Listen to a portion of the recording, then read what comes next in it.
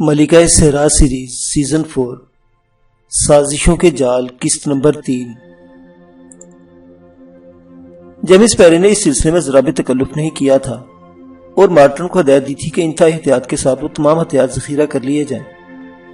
Martin نے اپنے ساتھیوں کی مدد سے یہ تمام کارروائی پوری کر لی تھی۔ البتہ اس سلسلے میں سب سے زیادہ پریشانی فیروز کو ہوئی تھی۔ فیروز بھی اس وقت دوسرے لوگوں کی طرح مسلح ہو کر پوشیدہ ہو گیا تھا جب جیمز پیری آنے والوں کا انتظار کر رہا تھا۔ مرزا نصیر بیگ کو فیروز ایک لمحے میں پہچان لیا تھا اور وہ ششدر رہ گیا تھا۔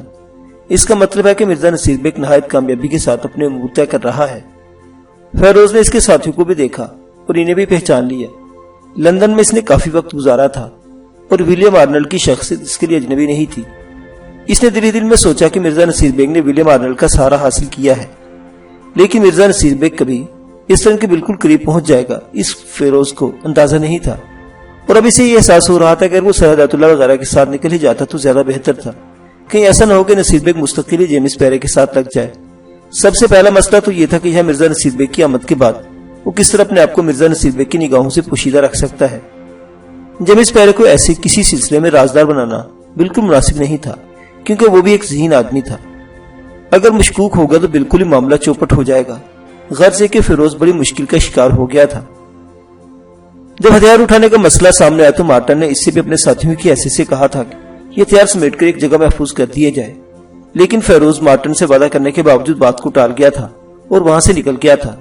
کوئی تدبیر کوئی حل سامنے نہیں آ رہا تھا سوائے اس کے کہ چالاکی سے مرزا نصیر بیگ اور ولیم آرنلڈ کی نگاہوں سے دور رہ سکے۔ اس سلسلے میں بہت غور کیا تھا لیکن کوئی ترکیب سمجھ میں نہیں آ رہی تھی۔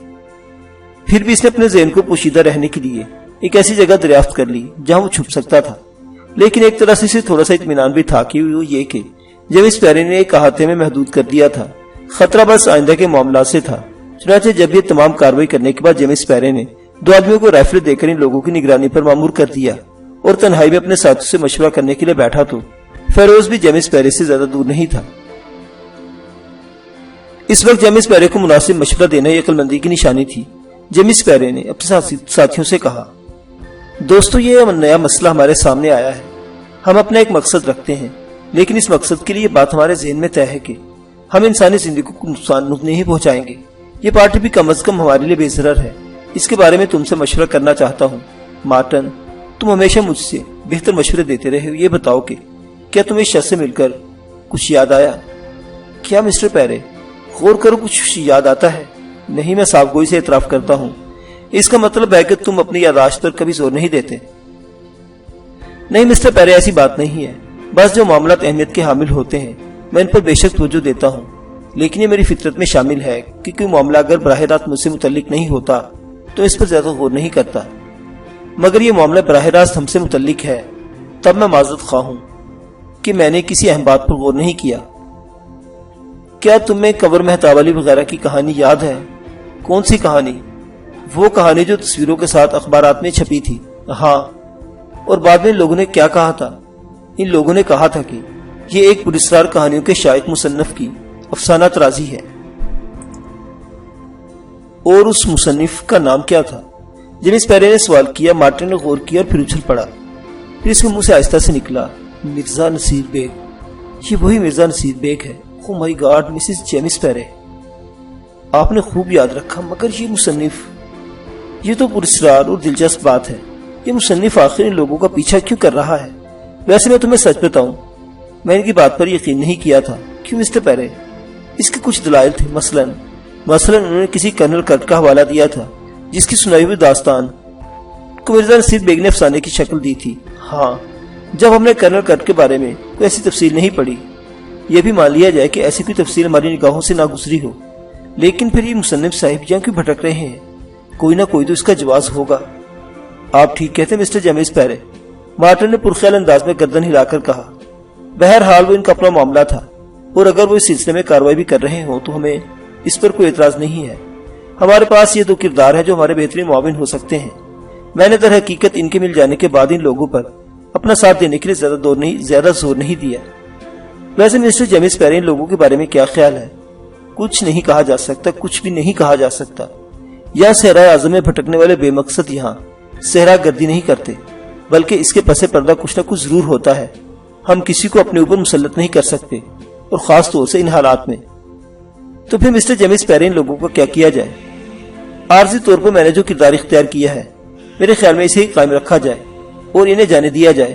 مطلب ہے یہ لوگ جب بھی یہاں سے جانے کے لیے کمر بستہ ہوں ہم انہیں نہیں روکیں گے، لیکن ایک بات ذہن میں رکھو مارٹن، ان پر کڑی نظر رکھنی ہے، یہ لوگ ہمیں نقصان بھی پہنچا سکتے ہیں کیونکہ ہمارے جانے پہچانے لوگ نہیں ہیں۔ مارٹن نے گردن ہلاتے ہوئے کہا۔ بالکل ٹھیک، آپ مطمئن رہے، میرا خیال ہے انہیں احاطے سے کہیں اور جانے کی اجازت نہ دی جائے۔ ویسے آپ نے انتہائی شاندار طریقہ اختیار کیا ہے، ان لوگوں کو اپنے بارے میں کوئی تفصیل نہیں بتائی اور خود کو مسٹر بگ بورڈل کا جانشین بتایا، اس طرح اس جگہ ہمارا حق بنتا ہے۔ بالکل، تو پھر اور کوئی حکم ہے؟ نہیں، بس میں تم سے یہی مشورہ کرنا چاہتا تھا، ویسے رات کو ان کے ساتھ ایک نشست رکھی جائے گی، تم بھی میرے پاس ہی موجود رہنا۔ مرزا نصیر بیگ اور اس کے ساتھی احاطے میں کھانے پینے کی تیاریاں کر رہے تھے اور بظاہر یہ محسوس ہوتا تھا کہ وہ اس سے زیادہ کچھ کرنے کا ارادہ نہیں رکھتے۔ جیمس پیرے نے ایمرے اور اس کے بونے ساتھی کو ان لوگوں کی نگاہوں سے بالکل دور رکھا تھا۔ ویسے بھی وہ دونوں کردار اس کے لیے انتہائی اہمیت کے حامل تھے کیونکہ انہوں نے جن جڑواں قبیلوں کی کہانی سنائی تھی ان میں سے ایک نیل کنٹھ تھا اور دوسرے قبیلے کے یہ لوگ۔ جیمس پیرے نے ان لوگوں کو مل جانے کے بعد بہت سے ایسے خیالات اپنے ذہن میں قائم کر لیے تھے جو اس کے لیے خوش آئند تھے۔ ادھر مرزا نصیر بیگ شدید ذہنی بحران میں مبتلا ہو گیا تھا۔ یہ ساری تفصیلات اس کے لیے سخت پریشان کن تھی۔ اس نے ولیم آرنلڈ پر انحصار کیا تھا اور اپنی فطرت سے ہٹ کر اس سلسلے میں ولیم سے تعاون کیا تھا۔ ابھی تک قبر مہتاب علی یا سر ہدایت اللہ وغیرہ کا کوئی نشان اسے نہیں مل سکا تھا۔ یہی بات اس کے لیے شدید پریشانی کا باعث تھی، لیکن اس نے اسے نظر انداز کر دیا تھا اور سوچا تھا کہ ممکن ہے بگ بورڈل جو افریقہ کے اندرونی علاقوں میں رہتا ہے ان کے لیے کچھ اور رہنمائیوں کا باعث بن جائے اور انہیں اس کے ذریعے کوئی صورتحال حاصل ہو جائے جو ان کے لیے کارآمد ہو۔ لیکن ایسا تو نہیں ہو سکا تھا، البتہ وہ مشکل راستہ اختیار کر چکا تھا۔ یہاں پہنچ کر اسے ذہنی جھلاہٹ تو ہوئی تھی، لیکن بڑی مشکل سے ولیم آرنلڈ سے بہتر تعلقات قائم ہوئے تھے اور یہ حقیقت تھی کہ اس کے ذریعے مرزا نصیر بیگ کو بڑا سہارا حاصل ہو گیا تھا، ورنہ زاہد کے علاوہ اور کوئی نہ ہوتا اور صرف دو افراد سارے معاملات حل نہیں کر سکتے تھے۔ اس نے صبر کیا اور اپنے آپ کو اس طرح جھلایا ہوا نہ ثابت ہونے دیا۔ یہاں اس احاطے میں آرام و آرائش کا کوئی بندوبست نہیں تھا، لیکن بہرحال یہ ضروری نہیں تھا کہ صحرا کے اندر انہیں بستر مہیا ہو جاتے۔ دیکھنا یہ تھا کہ یہ شخص جو یہاں بگ بورڈر کا جانشین مقرر کیا گیا ہے ان کے ساتھ کیا سلوک کرتا ہے۔ بہرحال صبر و سکون کے ساتھ تمام انتظامات کیے گئے تھے۔ اس کے بعد جیسے ہی بن پڑا بستر وغیرہ کا بندوبست کر کے آرام کرنے کے قابل ہو گئے تھے۔ ولیم آرنلڈ کے چہرے پر بھی شدید مایوسی کا اظہار ہو رہا تھا۔ پھر وہ خود ہی مرزا نصیر بیگ کے پاس آ بیٹھا۔ مرزا نصیر بیگ اٹھ کر بیٹھ گیا۔ یہ تو اس نے طے کر لیا تھا کہ اب جو بھی ہونا تھا وہ ہو چکا ہے۔ ولیم آرنلڈ سے بگاڑنا بالکل بیکار ثابت ہوگا اور اس میں قصور بھی نہیں ہے۔ چنانچہ وہ گہری سانس لے کر بولا، تم بھی یقیناً اتنے ہی پریشان ہوگے آرنلڈ جتنا میں ہوں۔ ہاں یار، تقدیر نے یہاں آ کر ساتھ چھوڑ دیا۔ دیکھو کیا ہی پریشان کن واقعہ ہوا ہے، ورنہ بگ بورڈل کی موت کے بارے میں سوچا بھی نہیں جا سکتا تھا۔ ہاں بات تو واقعی اتفاقیہ ہے، لیکن اس نے ہمارے راستے روک دیے بری طرح۔ اس بری طرح مائی ڈیئر آرنلڈ کے میں چکرا کر رہ گیا ہوں۔ سوری ڈیئر نصیر بیگ، لیکن تم اچھی طرح جانتے ہو اس میں میرا کوئی قصور نہیں۔ اگر بگ بورڈل ہمیں زندہ مل جاتا تو صورتحال مختلف ہوتی۔ سوال یہ پیدا ہوتا ہے کہ اب کیا کریں۔ میرا خیال ہے ہمارا یہاں آنا بے مقصد ہی ہو گیا۔ بگ بورڈ کا جانشین جیمس پیرے نامی یہ شخص بڑا سپاٹ اور غیر متعلق نظر آتا ہے، اور حقیقت بھی یہی ہے کہ اس کا میری لاٹ سے کوئی تعلق نہیں ہوگا اور یہ قطعی طور پر اس پیغام کی پاسداری نہیں کرے گا، اندازہ ہو رہا ہے۔ بالکل میں بھی یہی کہہ رہا تھا۔ تو پھر اگر یہ شخص ہمارے ساتھ کسی سختی پر آمادہ نہ ہو تو میرا خیال ہے ہمیں جلد از جلد یہاں سے نکل جانا چاہیے۔ یہاں وقت ضائع کرنا بے سود ہی ہے، قطعی بے سود۔ البتہ ایک بات بتاؤ، کیا یہ شخص کسی طور پر ہمارے ساتھ زیادتی پر آمادہ ہو سکتا ہے؟ بظاہر بالکل امکان نہیں۔ اسلحے کو اپنے قبضے میں کر لینے کا مقصد زیادہ سے زیادہ یہی ہو سکتا ہے کہ وہ اپنے ساتھیوں کے تحفظ کا خواہاں ہے اور اسلحے کے ذریعے کوئی ایسا عمل نہیں ہونا چاہتا جس کی نقصان دہ ہو۔ بہرحال اس سے ایک بہت بڑا نقصان ہوا ہے ڈیرنالڈ، کیا ہم اپنا راستہ بھٹک گئے ہیں؟ اگر ہم بینگوئی کے راستے نہ آتے تو اب تک ایک طویل سفر طے کر چکے ہوتے۔ البتہ یہ نہیں کہا جا سکتا کہ اس علاقے سے نیل کنٹھ تک کے سفر کا کون سا راستہ صحیح ہو سکتا ہے۔ صحرائے اعظم میں بھٹک جانے کا مطلب جانتے ہو؟ ولیم آرنلڈ نے گردن چکا لی، کافی شرمندہ نظر آ رہا تھا وہ۔ مرزا نصیر بیگ اپنے دل میں کیسے ہی خیالات یا کیسے ہی تاثرات رکھتا، لیکن ولیم آرنلڈ در حقیقت پرانی رنجشیں بھول گیا تھا اور اب مرزا نصیر بیگ سے بالکل مخلص تھا۔ اسے شدید رنج تھا کہ مرزا نصیر بیگ کو اس کی وجہ سے پریشانیاں اٹھانی پڑی۔ تھوڑی دیر کے بعد نصیر بیگ نے کہا، میرے خیال میں اس شخص سے گفتگو کر لی جائے، اور دیکھو ہو سکتا ہے کہ شاید ادھر ہی آ رہا ہے۔ مرزا نصیر بیگ نے اشارہ کرتے ہوئے کہا۔ سامنے سے بگ بورڈل کا جانشین اپنے ایک ساتھی کے ہمراہ اسی سمت آ رہا تھا۔ وہ دونوں استقبالی انداز میں کھڑے ہو گئے۔ آرنلڈ نے سرگوشی میں کہا، اس شخص سے نہایت مہذب انداز میں گفتگو کرنا ہے، کیونکہ ہمیں کوئی جھگڑا مول لینے سے فائدہ حاصل نہیں ہوگا۔ ٹھیک ہے، نصیر بیگ نے اتفاق کیا۔ جب اس پیرین کے نزدیک پہنچ گیا، آئی ایم سوری دوستو، یقیناً تمہیں یہاں تکلیف ہو رہی ہوگی، لیکن صحرائے اعظم میں ایسے درجنوں واقعات ہو چکے ہیں جن کے تحت کسی کے ساتھ انسانی ہمدردی کے مطابق سلوک کرنے پر شدید نقصانات کا سامنا کرنا پڑا ہے۔ نہیں، کوئی بات نہیں مسٹر جیمس پیرے، ہمیں آپ سے کوئی شکایت نہیں۔ آپ نے وہ میسج تو پڑھ لیا تھا۔ اصل میں مسٹر بیری لاٹ کو یہ بات نہیں معلوم تھی کہ مسٹر بگ بورڈل اس دنیا میں نہیں ہے۔ ویسے ان کی موت کی وجہ کیا ہوئی؟ موت کی کوئی وجہ نہیں ہوتی دوستو، جب اسے آنا ہوتی ہے آ جاتی ہے۔ آپ نے بالکل ٹھیک کہا مسٹر جیمس پیرے۔ بہرحال اب ہمارے لیے کچھ مشکلات پیدا ہو گئی ہیں، کیونکہ ظاہر ہم آپ سے کسی قسم کو کوئی مطالبہ نہیں کر سکتے۔ نہیں، ایسی کوئی بات نہیں ہے۔ میں اگر تمہارے کسی کام آ سکتا ہوں تو مجھے بتاؤ، شاید میں بگ بورڈل کے مطابق نہ صحیح اس سے کچھ کم تمہاری مدد کر سکوں۔ اصل میں ہمیں کچھ معلومات درکار تھی۔ مسٹر بگ بورڈل چونکہ یہاں بہت عرصے سے رہ رہے تھے اور ان کی معلومات بے پناہ تھی، اور پھر وہ دنیا دار انسان نہیں تھے اور روحانیت بھی رکھتے تھے، اس لیے ہمیں ان سے بہت سی توقعات تھی۔ معلومات کس قسم کی درکار ہیں تمہیں؟ کیا نیل کنٹھ نامی قبیلے کے بارے میں آپ کو کچھ معلوم ہے؟ جیمس پیرے نے اپنے طور پر جس طرح بھی صورتحال پر ضبط کیا تھا وہ اس کا اپنا مسئلہ تھا۔ بہرحال اس نے آہستہ سے کہا، اتفاق کی بات ہے کہ مجھے نیل کنٹھ کے بارے میں بالکل معلومات حاصل نہیں ہے، لیکن ابھی کچھ روز پہلے ایک قافلہ یہاں قیام کر کے آگے بڑھا ہے۔ اس قافلے میں کچھ ایشیائی افراد اور کچھ غیر ملکی لوگ شامل تھے۔ یہ لوگ بھی نیل کنٹھ جانے کا ارادہ رکھتے تھے۔ ولیم آرنلڈ اور مرزا نصیر بیگ کا چہرہ شدت سے جوش سے سرخ ہو گیا۔ مرزا نصیر بیگ نے بدحواسی سے کہا، کیا ان لوگوں نے آپ کو اپنے نام بھی بتائے تھے؟ ہاں، اور عجیب سی کہانیاں بھی سنائی تھی ان لوگوں نے۔ ان میں سے ایک شخص جو غالباً اس گروہ کا سربراہ تھا، سر ہدایت اللہ کے نام سے پہچانا جاتا تھا۔ دوسرا کنور مہتاب علی تھا۔ کچھ غیر ملکی لوگ تھے۔ ان کے ساتھ ایک چھوٹی سی بچی بھی تھی جسے تو ملازم قسم کے لوگ سنبھالے ہوئے تھے۔ مرزا نصیر بیگ کے اعصاب تشنج میں اضافہ ہو گیا۔ اس نے گہری نگاہوں سے آرنلڈ کو دیکھا، پھر بولا، مسٹر جیمس پیرے، کیا ان لوگوں کو نیل کنٹھ جانے کا راستہ معلوم تھا؟ یہ میں نے نہیں پوچھا، البتہ انہوں نے ایک عجیب سی کہانی سنائی تھی۔ انہوں نے بتایا تھا کہ نیل کنٹھ قبیلے میں وہ کسی خاص مقصد کے تحت جانا چاہتے ہیں۔ اب پتہ نہیں وہ خاص مقصد کیا تھا۔ بہرحال ہمیں چونکہ ان تمام چیزوں سے کوئی دلچسپی نہیں تھی، اس لیے ہم نے اس پر توجہ نہیں دی۔ انہوں نے یہاں کچھ وقت قیام کیا اور آگے بڑھ گئے۔ کیا بتا سکتے کہ انہوں نے کون سی سمت اختیار کی؟ نقشے کے مطابق وہ یہاں سے بائی سمت سیدھے گئے ہیں۔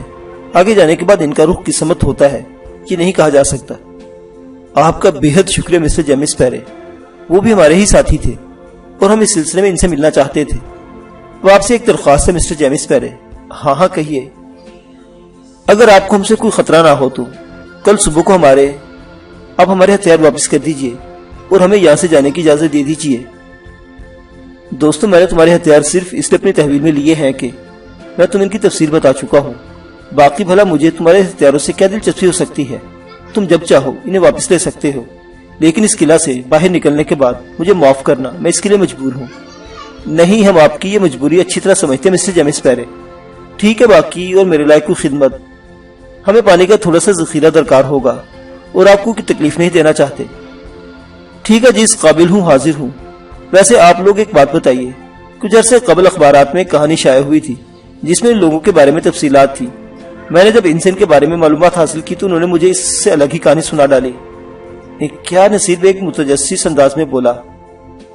ان کا کہنا تھا کہ یہ کہانی ایک مذاق ہے اور ان کے ایک مہمجو دوست نے سسپینس پیدا کرنے کے لیے اس کی اختراع کی ہے، ورنہ اس کا حقیقت سے کوئی تعلق نہیں ہے۔ اوہو، اچھا، بہرحال ایسی کوئی بات نہیں۔ اس کہانی میں بہت سی حقیقتیں ہیں۔ آپ نے خود ہی دیکھا کہ ان کے ساتھ ایک بچی موجود ہے۔ واقعی یہ بڑا سنگین مسئلہ ہے۔ خیر مسٹر جیمس پیرے، یہ کہانی کافی حد تک درست ہے اور انہوں نے آپ سے دروغ گوئی سے کام لیا ہے۔ ہم فقیر منش ہیں ہمیں اس سے کیا دلچسپی کہ کون کیا کر رہا ہے، اور کوئی خدمت میرے لیے نہیں مسٹر جیمس پیرے، بس کل سورج نکلتے ہی ہم یہاں سے روانہ ہو جائیں گے۔ جیمس پیرے اور اس کا ساتھی وہاں سے اٹھ گئے اور مرزا نصیر بیگ اور ولیم آرنلڈ کے لیے بڑی سنگین صورتحال چھوڑ گئے۔ نصیر بیگ نے کہا، کافی حد تک کام بن گیا، میں یہ سمجھتا ہوں کہ ولیم آرنلڈ کے بگڑا ہوا وقت واپس لوٹ آیا، ورنہ میں تو سخت پریشان ہو گیا تھا۔ بس اتنا ہی کافی ہے کہ ان لوگوں کے بارے میں ہمیں یہ علم ہو گیا کہ وہ یہاں سے گزرے ہیں، اس کا مطلب ہے کہ راستہ بالکل درست ہے، اور اس کے بعد میرے خیال میں ہمارے لیے کوئی مشکل نہیں ہوگی۔ ہم ان کے نشان راہ تلاش کریں گے جو ہمیں بہتر طور پر مل جائیں گے۔ ولیم آرنلڈ خاموش ہو گیا۔ فلیک رو نے البتہ کہا، ایک ذرا سی غلطی ہو گئی۔ کیا؟ آرنلڈ نے پوچھا۔ ہم مسٹر پیرے سے یہ معلوم کر سکتے تھے کہ ان کے ساتھ کتنے افراد ہیں۔ میرے خیال میں پیرے نے بات بتائی ہے، آرنلڈ بولا۔ اس نے کہا ہے کہ چند غیر ملکی اور 4 ایشیائی، ایک بچی۔ میں جانتا ہوں ان لوگوں کی فطرت اچھی طرح جانتا ہوں، وہ اجنبیوں کے ساتھ لینے کا رسک کبھی نہیں لیتے۔ غیر ملکی میں لارک اینجلو، مائیکل بائر اور ریٹا ہاروے ہوں گے، باقی ہدایت اللہ مہتاب علی وغیرہ ہوں گے، اور پھر ہو سکتا ہے کہ اس کے لیے انہوں نے کچھ ایسے لوگوں کو ساتھ لے لیا ہو جو بچی کی دیکھ بھال کر رہے ہوں۔ بہرحال یہ بات مسٹر جیمس پیرے سے معلوم کی جا سکتی ہے، اور نصیر بیگ نے ایسا ہی کیا۔ دوسرے دن جب تمام تیاریاں مکمل ہو گئیں اور جیمس پیرے کے 2-3 ساتھیوں نے ان کی ضروریات کے مطابق انہیں پانی وغیرہ مہیا کر دیا، تو نصیر بیگ نے جیمس پیرے سے ملاقات کی خواہش کا اظہار کیا اور خود ہی وہاں پہنچ گیا۔ ہم لوگ آپ کے اس تعاون کے بہت شکر گزار ہیں مسٹر جیمس پیرے۔ پہلے ہمارا خیال تھا کچھ دن آپ کے ساتھ قیام کر لیا جائے، لیکن اب جبکہ ہمیں ان کے بارے میں علم ہو گیا جو آگے گئے ہیں، ہم فوراً ان سے جا کر مل لینا چاہتے ہیں، کیونکہ ہمارے ان کے ساتھ ضروری ہے۔ ویسے مسٹر جیمس پیرے، براہ کرم ایک تکلیف کیجئے گا، کیا آپ ہمیں ان کے کل ساتھیوں کی تعداد بتا سکتے ہیں؟ ہاں، کیوں نہیں۔ ان میں سے غالباً 4 افراد ایشیائی تھے، ایک سر ہدایت اللہ، دوسرا قمر مہتاب علی، تیسرے کے بارے میں تمہیں بتا چکا ہوں، ایک نوجوان ملازم ٹائپ آدمی ہے، اور اس کے ساتھ ایک عورت ہے جو چھوٹی سی بچی کی دیکھ بھال کر رہی تھی۔ باقی افراد میں 2 مرد تھے جن کا تعلق یورپ کے کسی ملک سے تھا، اور ایک عورت۔ ہاں، بس اتنے ہی تھے۔ ہاں ٹھیک ہے، بہت شکریہ، اب ہمیں اجازت دیجیے مسٹر پیرے۔ پیرے نے ان لوگوں کو خندق پر بنے ہوئے پل کی دوسری جانب تک چھوڑنے آیا تھا، اور ان کے آگے بڑھ جانے کے بعد اس قلعے کا پل اٹھا کر دروازہ بند کر دیا گیا۔ دوسرے دن تمام ضروریات سے فراغت حاصل کرنے کے بعد آگے کا سفر شروع کر دیا گیا تھا۔ صحرائے اعظم کے جانے پر جانے مناظر نگاہوں کے سامنے آ رہے تھے۔ یہ لوگ تو پہلے ہی ان راستوں کے راہی رہ چکے تھے، بس عرشی اور نادر شاہ تھے جو ان تمام چیزوں کو حیرت اور دلچسپی کی نگاہ سے دیکھ رہے تھے۔ عرشی اور نادر شاہ کے درمیان جو گفتگو ہوئی تھی، ابھی اس کو عملی جامہ نہیں پہنایا گیا تھا، جلد بازی نقصان دہ بھی ہو سکتی تھی، سوچ سمجھ لینا ضروری تھا۔ عرشی نے ویسے نادر شاہ کی بات کو دل سے تسلیم کیا تھا، لیکن پرانے موضوع کا معاملہ مختلف تھا۔ ہو سکتا ہے انہوں نے ان لوگوں کے ساتھ مناسب نہ سمجھا ہو، چنانچہ بھی ذرا غور کیا جا رہا تھا۔ اس سلسلے میں سفر کا وہ دن کسی خاص واقعے کے بغیر گزر گیا۔ البتہ شام کو 4 بجے اچانک گاڑیاں رک گئی۔ کچھ سمجھ میں نہیں آیا تھا کہ کیا بات ہے، لیکن یہ بات صرف عرشی اور نادر شاہ کی سمجھ میں نہیں آئی تھی۔ لارک اینجلو اور باقی لوگ خاصے خوش نظر آ رہے تھے اور جیپوں سے اتر کر ایک دوسرے کے پاس پہنچ گئے تھے۔ لارک اینجلو نے بائیں سمت کسی قدر ناہموار راستے کی طرف اشارہ کرتے ہوئے کہا، مبارک ہو قمر مہتاب علی، ہم نے اپنا راستہ پا لیا۔ حالانکہ جن علاقوں سے ہم گزرے ہیں وہ صحیح معنوں میں ہمارے لیے ایک نئی دریافت ہے۔ ہاں یقیناً وہ پیلی پہاڑیاں اور ان کے درمیان بنا ہوا قدرتی سوراخ ہماری نشاندہی کرتا ہے۔ واقعی اب یہاں سے ہمیں بائیں سمت کا راستہ اختیار کرنا ہوگا، اور اس کے بعد ہم اس گمنام دریا تک پہنچ جائیں گے جس کے کنارے ہمیں آگے بڑھنا ہوگا۔ بالکل میرے خیال میں ہماری یہ پرانی قیام گاہ ہمارے نیک فال ثابت ہوگی، اور یہ تھوڑا سا سفر طے کر لیا جائے تو ہم اس تک پہنچ جائیں گے۔ پیلی پہاڑیاں شام کے جھٹپٹوں میں بڑی دلکش نظر آ رہی تھی، اور یہاں اطراف میں بھی بڑے پرکشش تھے۔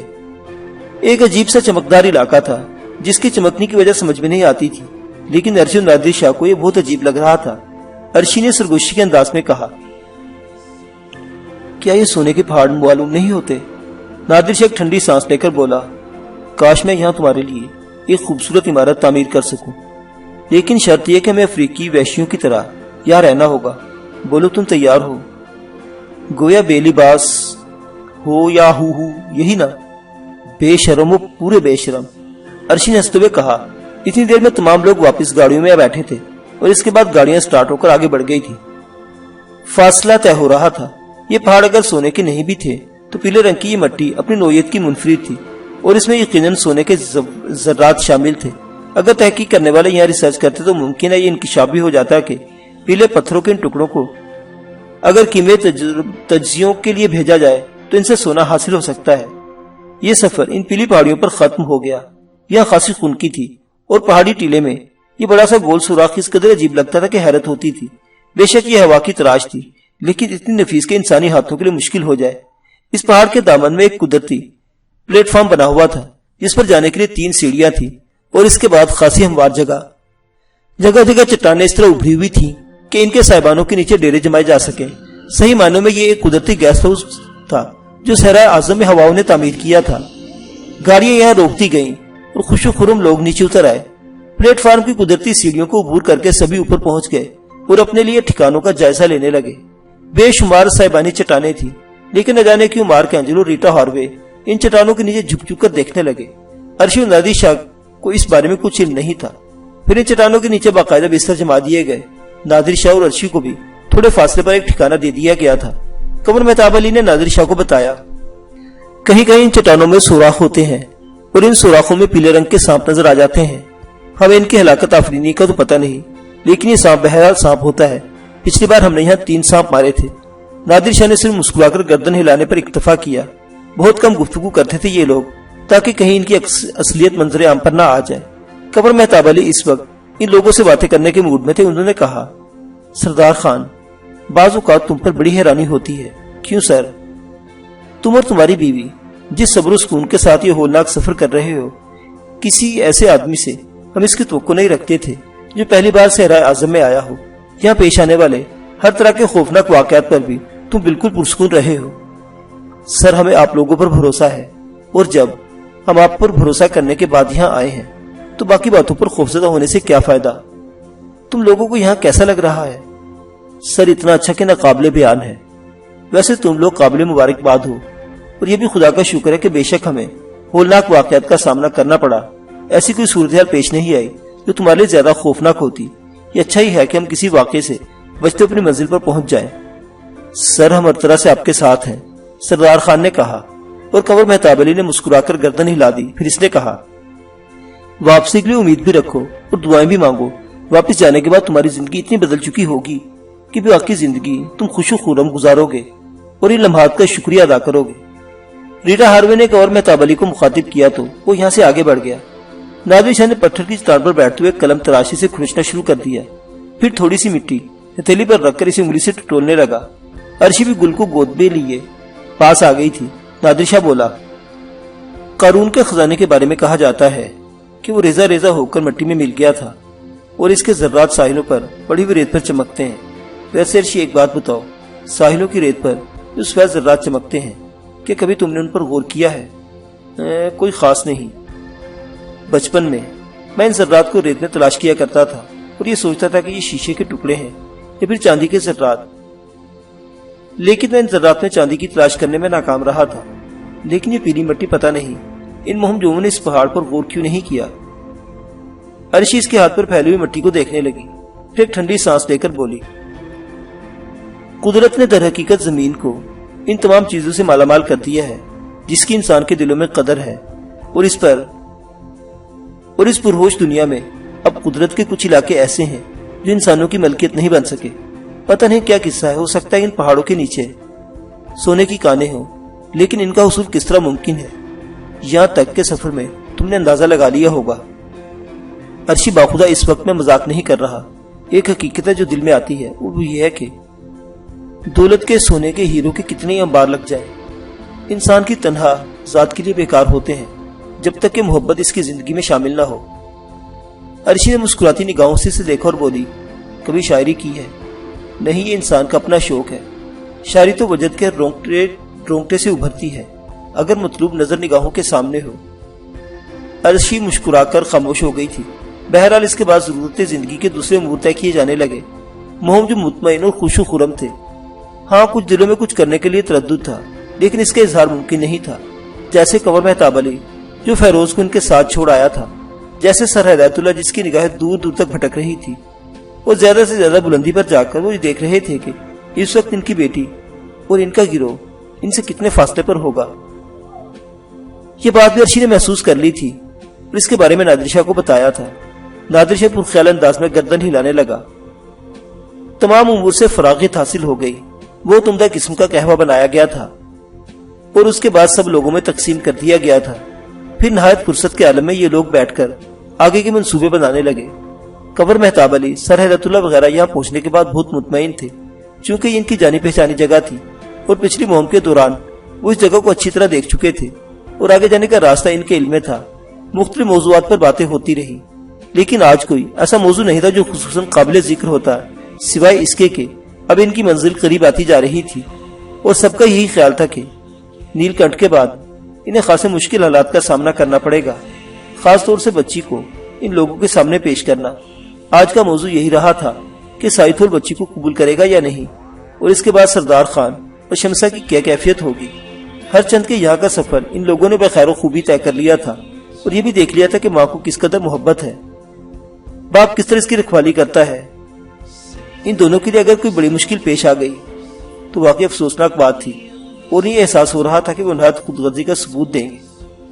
کنور مہتاب علی وغیرہ اس سلسلے میں خاصے متردد تھے اور انسانی نقطہ نگاہ سے ان کے نزدیک یہ ایک بھیانک جرم تھا، لیکن سر ہدایت اللہ مطمئن تھے کیونکہ اصلی بچی عرشی کے پاس موجود ہے اور وہ اسے ساتھ لیے ہوئے کامیابی سے سفر کر رہی ہے۔ البتہ یہ خطرہ ان کے دل میں ہمیشہ موجود رہتا تھا کہ کہیں عرشی کسی مشکل کا شکار نہ ہو جائے۔ بعض اوقات تو کسی شدید الجھن کا شکار ہو جاتے تھے۔ ہر بڑے حادثے سے نمٹنے کے بعد وہ یہ سوچتے تھے کہ پتہ نہیں عرشی اس حادثے یا اس مصیبت سے بچی یا نہیں، لیکن عرشی ناقابل تسخیر ہونے کا ثبوت دے رہی تھی، اور سید ہدایت اللہ بعض اوقات حیرانی سے یہ سوچنے لگتے تھے کہ ان کی بیٹی ان سے زیادہ زیرک اور حالات کا مقابلہ کرنے کی اہل ہے۔ واقعی اس نے کمال کر دکھایا تھا، نہ جانے اس کے ساتھ وہ کون سا گروہ تھا جو اسے ہر مشکل سے بچائے ہوئے تھا۔ بڑی عجیب بات تھی کہ ایک بار بھی اس کا ذہن سردار خان اور شمسا کی جانب نہیں گیا تھا۔ اس کی وجہ یہ تھی کہ دونوں ہی آفت تھے اور اپنا کردار اس خوش اسلوبی سے نبھا رہے تھے کہ کسی کو ان کی ذات پر شبہ نہیں ہو پایا تھا۔ وقت گزرتا رہا، یہ نشست منتشر ہو گئی، سب لوگ آرام کرنے کے لیے لیٹ گئے۔ پھر آسمان پر چاند نے سر ابھارا تو یہ منظر ایسا نہ رہا کہ وہ لوگ سوتے رہتے۔ ایک وسیع و عریض علاقے میں چاندنی کی آگ سلگ اٹھی تھی۔ پیلی زمین نے اس روشنی کو اس طرح اگلنا شروع کر دیا تھا جیسے شعلے اگل رہے ہوں۔ وہ سب جاگ گئے تھے۔ شاید سر ہدایت اللہ پارٹی پہلے بھی اس منظر کو دیکھ چکی تھی، لیکن شمسا اور سردار خان کے لیے یہ منظر بالکل نیا تھا۔ ایسا عجیب و غریب منظر انہوں نے پہلے کبھی نہیں دیکھا تھا۔ پیلی زمین واقعی کچھ ایسی خصوصیات کی حامل تھی کہ سائنسدانوں کے لیے ایک چیلنج کی شکل اختیار کر سکتی تھی، بشرط یہ کہ کوئی سائنس کی نگاہ رکھنے والا اس علاقے میں نکل آئے۔ حالانکہ زمین کی رنگت زمین کی ہی ہونی چاہیے تھی، لیکن یہ لگتا تھا جیسے چاند سے اس کا خصوصی رابطہ ہو، بلکہ اگر شاعرانہ انداز میں سوچا جائے تو اسے چاند کی سرزمین ہی کہا جا سکتا تھا۔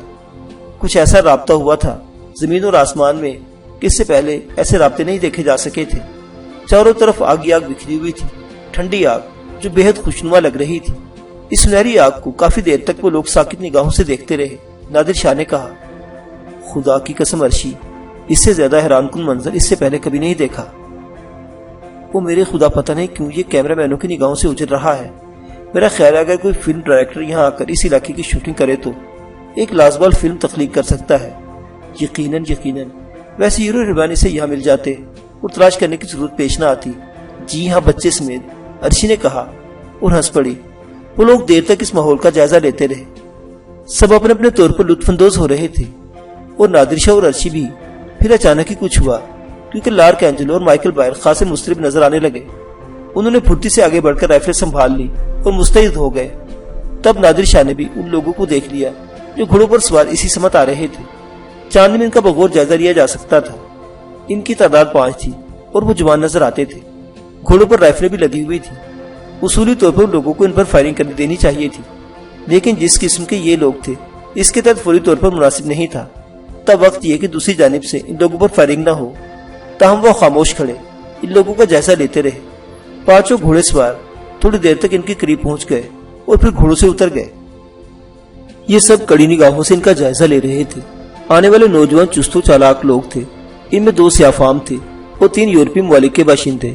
دونوں سیاہ فام بڑے تنومند تھے اور ان کے جسموں پر خاص قسم کے وردنوا لباس تھے۔ ملجگے اور میلے بے شک ہو رہے تھے، لیکن ان کے تنومند جسموں پر خوب سج رہے تھے، جبکہ سفید فام دبلے پتلے جسموں کے مالک تھے और अपने चेहरों पर सख्त नशे के आदी मालूम होते थे। इनमें से एक सफेद फार्म आगे बढ़कर आया। आहा, आप लोग गालिबन अपने किसी हमले के ख्याल में थे। आपकी मुस्तैदी से जाहिर होता है। नहीं जनाब, ऐसी कोई बात नहीं, हम लोग आपको दोस्ती का पैगाम देने आए हैं। कंवर मेहताब अली ने कड़ी निगाहों से घूरते हुए कहा, कौन है आप लोग? सहरानवर, मुहमचू, बस सहरा आजम की वसतों में मुकद्दर आजमाने के लिए निकले हैं। सोने की मुतलाशी और सोने की सरजमीन को दूर से देखकर हम इस जानिब आ गए हैं। हमें नहीं मालूम था कि यहाँ पहले ही किसी की बादशाहत कायम है। अगर ये सोने की सरजमीन है तो इसका सोना तुम्हें मुबारक। न हम यहाँ के बादशाह हैं, बल्कि हम लोग भी सयाह हैं और इस पुरस्कार जगह से लुत्फानंदोज हो रहे हैं। बड़ी खुशी हुई आपसे मिलकर जनाब। तारुफ इसलिए जरूरी नहीं है कि हमारा साथ तो नहायत मुख्तसर रहेगा, लेकिन बराहे करम इस जगह के बारे में जरा तफसीलात तो बता दीजिए। अगर आप सयाह हैं तो क्या आपको एक ऐसे किसी इलाके के बारे में पहले से मालूमात हासिल थी? सफेद फार्म नौजवान का लहजा किसी खास कैफियत का हामिल नहीं था। मालूम होता था कि वो सब कड़ी निगाहों से इनके जदीद हथियारों को देख रहे थे, जिनमें से कुछ घोड़ों पर सजे हुए थे और पिस्तौलें वगैरह इनकी पेटियों में उड़सी हुई थी, जिन्हें उन्होंने न तो निकालने की कोशिश की थी और न इनके अंदाज से ऐसा पता चलता था कि वो किसी किस्म की जारियत का इरादा रखते हैं। कंवर मेहताब अली ने अपने साथियों की जानिब देखा और इसके बाद इन्हें राइफल झुका लेने का हुक्म दिया। जब सामने से इस किस्म की कोई शरारत नहीं की जा रही थी तो फिर इनकी तरफ से भी इस किस्म की हिमाकत का कोई जवाब बाकी नहीं रहता था। जैसा कि मैंने तुम्हें बताया कि हम लोग भी सयाह हैं, उधर हकीकत चांद की रोशनी में इस जगमगाने वाली जमीन को देखकर हम शशदर रह गए। बेशक इन पहाड़ों की रंगत मुख्तलिफ है, लेकिन सोने का वजूद कहीं नहीं था। हाँ, अगर आप लोग यहाँ सोना तलाश करना चाहते हैं तो जरूर तलाश कीजिए, हमें एतराज नहीं होगा। नहीं, ये मकसद नहीं है। हम तो इन इलाकों में न जाने कहाँ कहाँ की आवारागर्दी कर चुके हैं। ना तो हमें हीरो के वो दरिया मिले जिनके बारे में किताबों में लिखा जाता है कि इनकी तह में हीरे बहते हैं और इनका पानी इतना शफाफ होता है कि तह नजर आती है और चमकदार पत्थर वहां बेकीमत लुढ़कते फिरते हैं। मेरा ख्याल अफसाना तराजों ने अफसाना निगारी करके न जाने कितने लोगों को सहरा आजम में लाकर हलाक कर दिया है। आप लोग अभी तक हमारी तरफ से गैर मुतमईन हैं। अगर हमें कुछ वक्त अपने साथ गुजारने की इजाजत दे दे तो हम नहायत मुसर्रत महसूस करेंगे। अगर आपका ख्याल है कि हम गलत लोग हैं तो आने वाला वक्त खुद इसके बारे में और इस ख्याल की तरदीद कर देगा। नहीं, सहरा आजम हमारी मलकियत नहीं है और जमीन के हर टुकड़े पर हर शख्स अपनी मंजिल बना सकता है। अगर आप लोग कुछ वक्त यहाँ गुजारना चाहें तो बेशक गुजारिए। अगर आपका यहाँ रुककर सोना तलाश करने का इरादा है तो हम सुबह रोशनी में यहाँ से आगे बढ़ जाएंगे, क्योंकि हमें सोना दरकार नहीं। चुनांचे आप इत्मीनान से यहाँ बैठ सकते हैं। बहुत बहुत शुक्रिया जैक। मेरा ख्याल है कि घोड़ों को यकजा कर दो और यहाँ थोड़ी सी जगह अपना ठिकाना बना लो, लेकिन इन मोअज़्ज़ज़ लोगों को कोई तकलीफ न होने पाए। तमाम तक गुफ्तगू वो सफेद फार्म कर रहा था और दूसरे सफेद फार्म ने एक स्याह फार्म के साथ लिया। वो लोग वापसी के लिए मुड़ गए। घोड़ों को यकजा अजीब तरीके से किया गया था। इनकी लगामों में ऐसे हुक्म मौजूद थे जो उन्हें एक दूसरे से मुंसलिक कर दिए। अब ये सूरत हाल थी कि पांचों घोड़े बिल्कुल करीब करीब हो गए थे और अगर वो फरार होने की कोशिश करते तो सिर्फ इसी सूरत में मुमकिन था कि वो जब मुनज़्ज़म तरीके से एक समत इख्तियार करके भागे, और अगर ऐसा न होता तो दूसरे घोड़े के फरार की कोशिश बेमकसद होती, क्योंकि बाकी घोड़े इनके मुजाहम होते। इन लोगों ने दिलचस्पी से ये तरीकाकार देखा था। पांचों आदमी फिर यकजा हो गए और उन्होंने इनसे कुछ फासले पर अपने लिए एक जगह मुंतखब कर ली। फिर वहां बैठ के अब तक के इंतजामी उमूर से निपटते हुए सभी मसरूफ हो गए थे, लेकिन शायद इन्हें इस बात की तवक्को थी कि यहाँ नजर आने वाले लोग इनसे दोस्ती करेंगे और इनके साथ कुछ देर बैठना पसंद करेंगे। उधर कंवर मेहताब अली ने सर दतुल्लाह वगैरह से कहा था, क्या ख्याल है किस तरह के लोग लगते हैं? अच्छे नहीं मालूम होते, सर दतुल्लाह ने फौरन ही जवाब दिया और कंवर मेहताब अली वो तशवीश निगाहों से देखने लगा।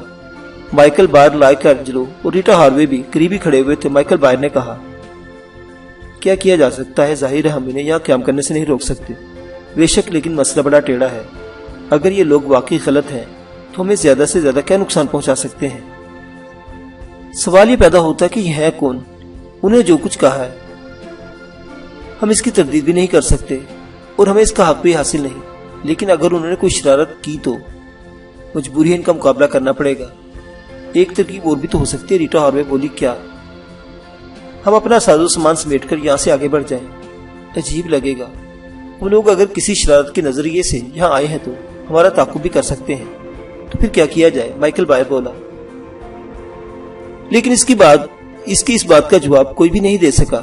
وہ پانچوں اطمینان سے بیٹھے آپس میں باتیں کر رہے تھے اور اطراف میں اشارے کرتے جا رہے تھے۔ بظاہر یوں محسوس ہو رہا تھا جیسے وہ اس انوکھی زمین کے بارے میں ڈسکس کر رہے ہوں، اور کچھ کہا بھی نہیں جا سکتا تھا۔ ویسے یہ حقیقت تھی کہ ان کم وقتوں کی اچانک آمد نے اس منظر سے لطف اندوز ہونے کا موقع ضائع کر دیا تھا۔ اب سب کے سب کسی قدر تشویش کا شکار ہو گئے تھے۔ سر ہدایت اللہ نے کہا، اس کے علاوہ ہم لوگ اور کچھ نہیں کر سکتے کہ رات بھر جاگتے رہے اور ان کی نگرانی کریں۔ یہ بھی ممکن نہیں کہ ہم ہتھیار سنبھالے ہوئے ان کی جانب نگران رہے، اور اس سے خامخواہ ایک دشمنی کی فضا پیدا ہوتی ہے۔ دوسری صورت یہ ہے کہ ان لوگوں سے تھوڑا سا رابطہ رکھا جائے۔ اس کا طریقہ یہ ہے کہ قہوے کا ایک پیالے نہیں پلا دیا جائے۔ یہ بات بھی باعث تشویش ہے کہ ان لوگوں کے پاس کھانے پینے کا کوئی بندوبست نہیں ہے۔ کیا مطلب یہ کہ وہ کہیں نہ کہیں سے تو کھاتے پیتے ہوں گے۔ آپ کیا کہنا چاہتے ہیں؟ یہ کہ ان کا رابطہ کہیں اور سے ہے اور وہ خصوصاً ہماری طرف آئے ہیں۔ اس بات نے سب کو مزید تشویش کا شکار کر دیا۔ بہرحال طے یہ ہوا کہ ان لوگوں سے تھوڑی سی دوستی کی جائے، اور اس کا ذریعہ قہوہ ہی تھا۔ دوسری طرف نادر شاہ عرشی سے کہہ رہا تھا، عرشی ہوشیار، گل کے تحفظ کا بندوبست کر لو، مجھے یہ لوگ اچھے نہیں لگتے۔ عرشی نے بھی پرتشویش نگاہوں سے نادر شاہ کو دیکھا اور بولی، میں تمہاری نظر کو چیلنج نہیں کر سکتی، ظاہر ہے پولیس سے تعلق رہا ہے تمہارا، خود میرا بھی خیال یہی ہے۔ ایک بات کہوں نادر شاہ؟ ہاں۔ کیا یہ سیگال کے ساتھی ہو سکتے ہیں؟ تم نے میرے منہ کی بات چھین لی، اور ہماری طرف ان کا رخ کسی بھی مقصد کے تحت ہو سکتا ہے عرشی، خصوصاً تمہیں خطرہ ہے۔ خیر اب اس کی پرواہ مت کرو، میں اپنا تحفظ خود کرنا جانتی ہوں۔ حد سے زیادہ خود اعتمادی بعض اوقات نقصان دہ ہوتی ہے عرشی۔ اگر اپنی بات کرتے تو بالکل مختلف ہے براہ کرم، اس کا تذکرہ اب کبھی مت کرنا۔ برا نہ مانو، میرا مطلب یہ ہے کہ تم اب میری ذمہ داری ہو، میں کسی بھی قیمت پر تمہارے لیے کوئی رسک نہیں لے سکتا، اور نہ ہی میرے الفاظ مذاق میں ہیں، اور کوئی نہ کوئی ایسی بات ہے جس سے تمہاری توہین ہوتی ہے۔ یہ میں سمجھتی ہوں نادر شاہ، عرشی نے بھی سنجیدہ لہجے میں کہا۔ نادر شاہ اس وقت مذاق کی کوئی بات نہیں کی تھی، اس نے کہا، دیکھو عرشی، بعض معاملات میں بڑی جلد بازی ہو جاتی ہے، اور اپنی رائے نہ دینا نقصان دہ بھی ہوتا ہے۔ اب اگر انہیں قہوے کا پیالہ دیا جاتا اور ہمارے سامنے مسٹر جیمس پیرے ہوتے تو کیا وہ قہوہ اس قسم کا نہ ہوتا جیسا ہم لوگوں کو دیا گیا تھا؟ مطلب ہے ان لوگوں کو جو بے ہوش ہو گئے تھے۔ تم سچ کہتے ہو نادر شاہ، واقعی اس وقت جیمس پیرے کی موجودگی خاصی کارآمد ثابت ہوتی، لیکن ہم نے تو خاصا فاصلہ طے کر لیا۔ بہت کچھ ہو سکتا ہے، اور بھی بہت کچھ ہو سکتا ہے۔ کیا؟ اچھا عرشی، چھوڑو ان باتوں کو، اب اس وقت ان لوگوں کا مسئلہ ہے۔ تم یوں کرو، گل کو اس چٹان کے نیچے لٹا دو، مطلب ذرا احتیاط کے ساتھ۔ وہ جگہ اس طرح محفوظ ہے کہ وہاں کسی اتفاقی ہنگامہ آرائے سے کوئی نقصان نہیں پہنچایا جا سکتا کسی کو۔ ٹھیک ہے، اس کے بعد ہمیں اپنے طور پر مستعد رہنا ہوگا۔ میرے خیال میں رائفلوں سے زیادہ پستولیں کارآمد ہیں۔ ہمارے پاس پستولیں تو ہیں۔ ہاں، انہیں لوڈ کر لو اور ان کے کارتوس اپنے پاس محفوظ کر لو۔ عرشی نے نادر شاہ کے لہجے میں سنسنی محسوس کی تھی، اور پھر اس نے گل کو بڑی عمدگی کے ساتھ بستر کر کے ایسی جگہ لٹا دیا جہاں وہ خاصی محفوظ تھی۔ نادر شاہ اور عرشی خود بھی وہیں بیٹھ گئے۔ چند لمحات کے بعد نادر شاہ نے سرگوشی کے لہجے میں عرشی سے کہا، محسوس نہ کرنا ہے، جو بستر نظر آ رہے ہیں وہ ایسے ہی لگیں جیسے میں تمہارے ساتھ ہوں، لیکن مجھے اس چٹان کے حق میں جانا ہوگا۔ نادر شاہ، تم بہت زیادہ سنجیدہ تو نہیں ہو گئے؟ عرشی، کچھ نہ کچھ ہوگا ضرور، یہ میرا دعویٰ ہے، نادر شاہ نے کہا، اور عرشی خشک ہونٹوں پر زبان پھیرنے لگی۔ تب وہ مسکرا کر بولا، لیکن تشویش کی بات نہیں ہے، ایسے ہی موقعوں کے لیے تو ہم جیسے لوگوں کی ضرورت ہوتی ہے۔ خدا تمہیں محفوظ رکھے، عرشی نے خلوص دل سے کہا، اور نادر شاہ آنکھیں پھاڑ پھاڑ کر اسے دیکھنے لگا۔ کیا کہا ذرا پھر سے؟ نہیں پلیز، مذاق نہیں، میں بالکل سنجیدہ ہوں، عرشی نے کہا، اور نادر شاہ ہنسنے لگا، پھر بولا، بہرحال اس دعا کے لیے شکریہ۔ اس کے بعد نادر شاہ اپنی تیاریوں میں مصروف ہو گیا۔ ادھر قمر مہتاب علی اور سر ہدایت اللہ دوبارہ قہوہ تیار کرایا، اور اس کے بعد وہ لوگ قہوے کے مگ لیے ہوئے ان کے پاس پہنچ گئے۔ پانچوں نے مسکرا کر ان کا استقبال کیا تھا۔